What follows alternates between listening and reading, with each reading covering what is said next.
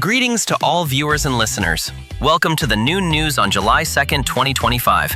Don't forget to follow our channel to stay updated with the latest news from the world of football. Now, we would like to invite you all to join us for the detailed news. Dortmund beats Monterrey and faces Real Madrid in the quarterfinals. A brace from striker Sho Guirassy helped Dortmund defeat Monterrey, advancing to the quarterfinals of the 2025 World Cup. The first half of the match between Dortmund and Monterrey in the round of 16 of the World Cup was full of excitement with an open and dynamic gameplay right from the start. In the fourth minute, Dortmund immediately put pressure with two corner kicks and a dangerous shot from Karim Adeyemi, forcing Monterrey's defense to defend strongly. The relentless attacking play from the German side was rewarded in the 14th minute. From a precise assist by Adeyemi, Sho Guirassy controlled the ball neatly and finished coldly to open the scoring for Dortmund. 10 minutes later, the same scenario occurred. Again, Adeyemi with a subtle pass for Guirassy to double the lead with a powerful shot into the bottom right corner of the goal. Monterrey didn't back down and created several dangerous opportunities of their own. Desut Corona and Nenson Delsa both tested Dortmund goalkeeper Greer Kobel with dangerous shots. However, Dortmund's keeper played excellently to keep a clean sheet. Early in the second half, the Mexican team reduced the deficit to 1-2 after a precise header from G-Man Batami, following a cross from Eric Aguirre. The goal helped Monterrey gain more confidence, and they continuously put pressure on Dortmund's goal. In the 66th minute, Monterrey thought they had equalized, but the goal from Better Rami was disallowed for offside. In the final minutes, Dortmund slowed the tempo and used one-touch passing to maintain control of the match. Despite their efforts, Ramos and his teammates could not find a second goal. Ultimately, Dortmund won 2-1, progressing to the quarterfinals. In this round, coach Niko Kovac's team will face Real Madrid. MU suffers significant financial losses. Manchester United has incurred a major financial loss after unveiling their new training kit for the 2025-2026 season without a sponsor's logo.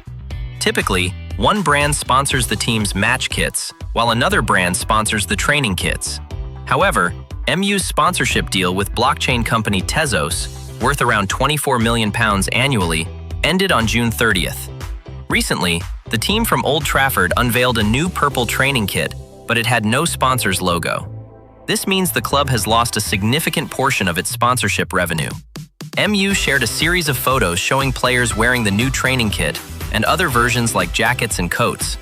Among the featured players were notable names such as Loro, Mas Mau, and Lenny Jarro. Alejandro Garnacho also appeared in the photos despite being on the transfer list and potentially leaving the club. Immediately, many fans criticized the situation harshly. No surprise, not many want to associate with us. It's chaotic. MU is losing value, was the general reaction from supporters. The news about the end of the contract with Tezos came after reports suggesting that Marius International would not renew its sponsorship deal. Meanwhile, Snapdragon continues to sponsor the club's match kits with a 5-year deal worth £300 million. Sources from the club indicated that a new sponsor for the training kits would be negotiated shortly after the deal with Tezos ended. However, according to the Manchester Evening News, MU has not made any significant progress in finding a new sponsor.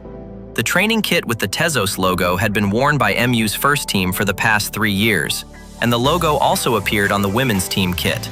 Securing a new sponsor for the training kit soon is crucial to balancing the club's finances, especially as the club is facing budget challenges. Amorim's team will begin the Premier League season on August 17th at home with a match against Arsenal. Arsenal makes a big move for attackers. Crystal Palace striker Eberechi Eze has become a key target for Arsenal in the summer transfer window of 2025. Mikel Arteta is looking to strengthen his squad after finishing as runners-up in the Premier League for 3 consecutive seasons. Arsenal is expected to announce the signings of Martin Jubamandi and Christian Norgis in the coming days.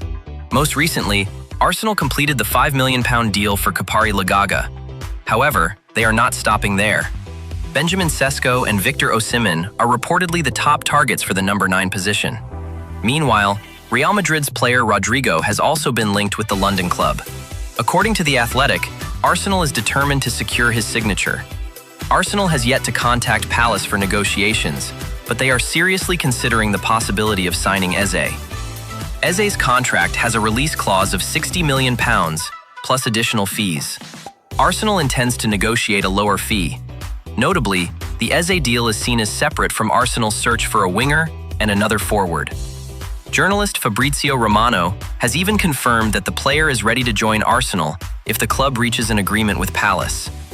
This move has excited Arsenal fans. Arsenal will begin their Premier League 2025-2026 campaign with an away match at Old Trafford on August 17th, facing Manchester United. Former wonderkid Fati leaves Barca. Barcelona has confirmed that striker Ansu Fati will join Monaco on a one-season loan deal as he prepares for the 2025-2026 campaign. At the same time, the 22-year-old has extended his contract with the Camp Nou club until the end of the 2027-2028 season. The agreement between the two clubs includes an option to buy at the end of next summer if Ansu Fati performs well in Ligue 1. Sources from ESPN report that Fati was convinced by the prospect of playing in France and participating in the Champions League. Monaco provides the ideal environment for him to revive his career after nearly disappearing from the scene at Barcelona over the past 12 months.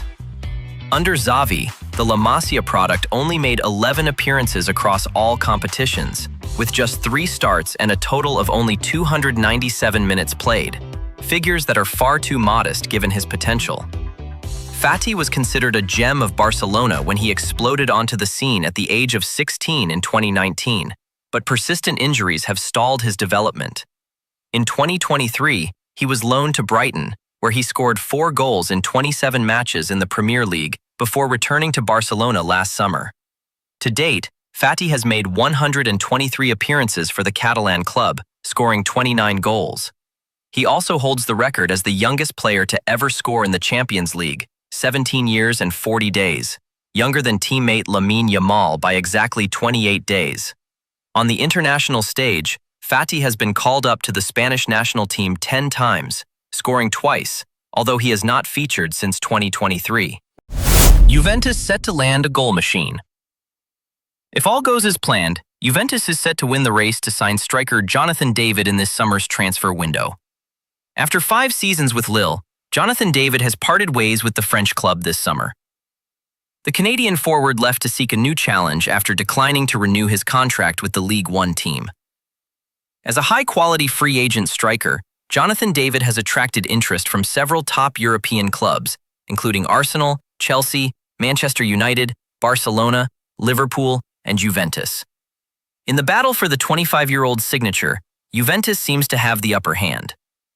According to transfer expert Fabrizio Romano, Juventus is close to finalizing an agreement to sign Jonathan David after presenting the Canadian international with a new offer. The two parties are currently in active negotiations over the final details before an official announcement can be made. Should they successfully sign Jonathan David, Juventus will significantly strengthen their attack for the 2025-2026 season. The Canadian forward has proven his worth at Lille, scoring 109 goals in 232 appearances during his 5 seasons with the French club. In the last 3 seasons alone, he scored at least 25 goals each season. In addition to his impressive goal-scoring ability, Jonathan David is also excellent in a playmaking role. Specifically, he has registered 30 assists over 5 years at Lille, averaging 6 assists per season. With his performances so far, Jonathan David is expected to be the perfect replacement for Dusan Vlahovic, the striker Juventus is looking to sell in this summer's transfer window.